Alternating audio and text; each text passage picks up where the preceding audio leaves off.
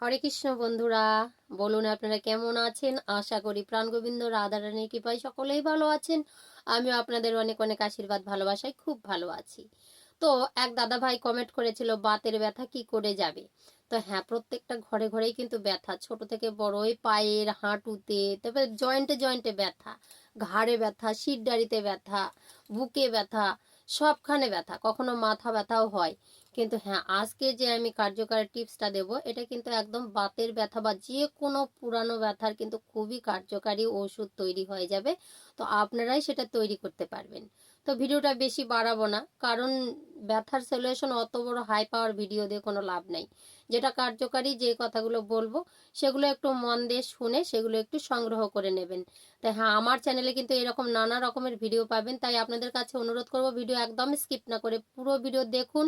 Video দেখে যদি ভালো লাগে, আপনাদের যদি উপকারে আসে, তবেই চ্যানেলটি সাবস্ক্রাইব করে আমার পাশে থাকবেন। আর অনেক অনেক কমেন্ট করুন, আরও কোনো রোগের ওষুধ বা কোনো যদি প্রবলেম ফেস করেন। আমি কিন্তু ডাক্তার নই, কিন্তু এইরকম নানা রকমের জড়িবুটি, নানা রকমের যে ছোটোখাটো একটু জাদুটোনা ইত্যাদি ইত্যাদি কিন্তু করতে পারি, যেগুলো আপনাদের উপকারে লাগবে। খারাপটা একদমই করি না। তো আমাকে কেউ ফোন করে ডিস্টার্বও করবেন না, অনেক ফোন আসছে, আমি কিন্তু বিভ্রান্ত হচ্ছি। ফালতু ফোন করে কোনো লাভ নাই। আমি একটা মেয়ে মানুষ, আপনাদের উপকারের জন্য আমি ভিডিওগুলো দিচ্ছি। মন দিয়ে শ্রবণ করে, ভালো করে দেখে, পাট পাট করে দেখে, থামিয়ে থামিয়ে দেখে কিন্তু আপনারা জিনিসগুলো তৈরি করুন। যদি না করতে পারেন তাহলে কি বলবো, ভিডিও দেখুন, কোনো জায়গায় খোঁজ করবেন, কিন্তু আশা হারাবেন না।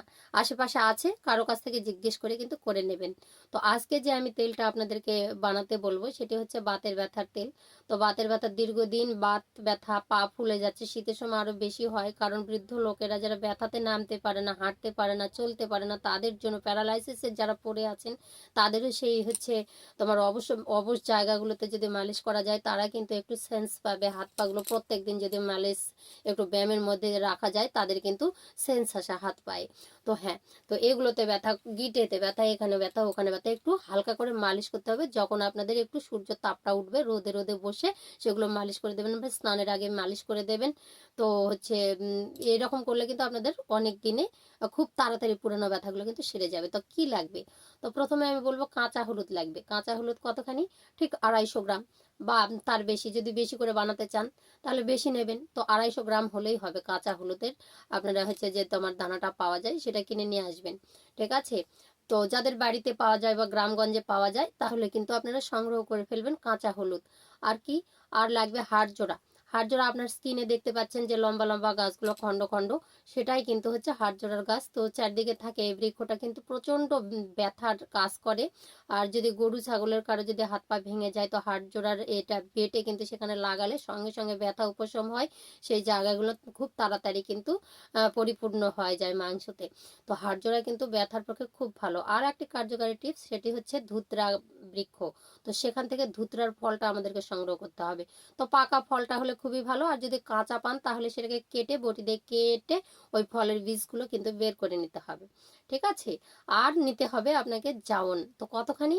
ওই 25 গ্রাম বা 50 গ্রামের প্যাকেট একটা হলেই হয়ে যাবে। আর আপনাকে নিতে হবে সরষার তেল। যদি বাড়িতে ভাঙানো সরষার তেল হয় তাহলে খুবই কার্যকারী, কারণ আমরা যেগুলো টিনে বিক্রি করে কিনে নিয়ে আসছি সেগুলো কিন্তু খুব ভালো থাকে না।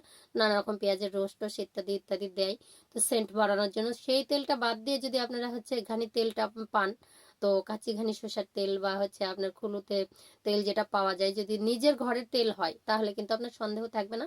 তো সেই তেলটা নিয়ে নেবেন 1/2 কিলো। তো 1/2 কিলোর মধ্যে ওই 250 গ্রাম আমার হলুদ, আর হাড় জোড়া গাছ হাত 2-3 হাড় জোড়ার গাছটা নিতে হবে। আর ধুতরা ফল মোটামুটি 7 থেকে 8টা বা 10টা নিয়ে নেবেন। আর 25 গ্রামের জামনের প্যাকেট।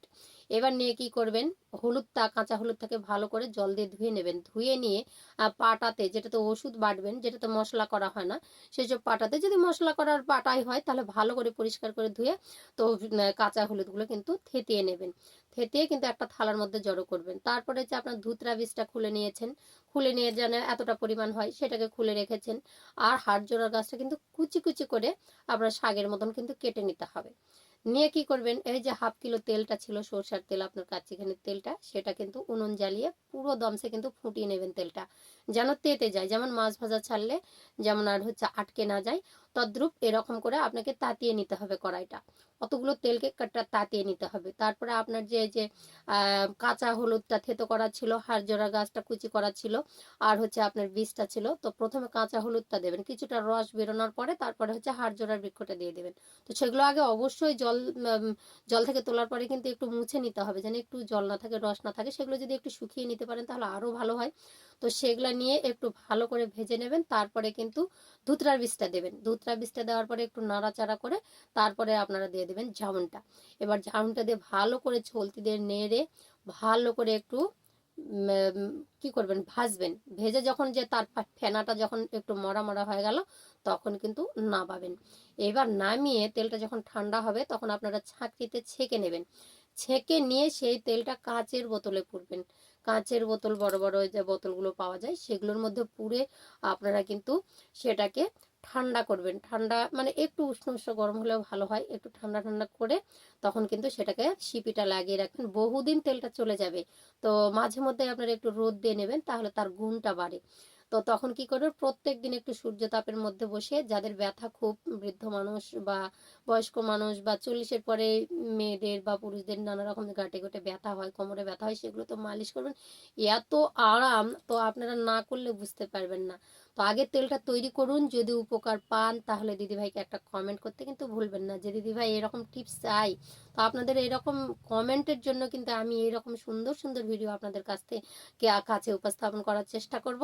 আপনারা উৎসাহ দেবেন, আমি এগিয়ে যাব, আপনারা সঙ্গে থাকবেন, ভিডিও দেখতে থাকুন। আবারও পরের ভিডিও নিয়ে আবারও আসবো, আরও কোনো টিপস নিয়ে। আপনাদের কমেন্ট চাই, ভালো ভালো কমেন্ট চাইলে ভালো ভালো ভিডিও আপনাদের সামনে কিন্তু উপস্থাপন করার চেষ্টা করব। তাই বলবো, ভিডিও যদি এরকম চান তাহলে চ্যানেলটি এখনই সাবস্ক্রাইব করে পাশে থাকুন। হরে কৃষ্ণ, রাধে রাধে।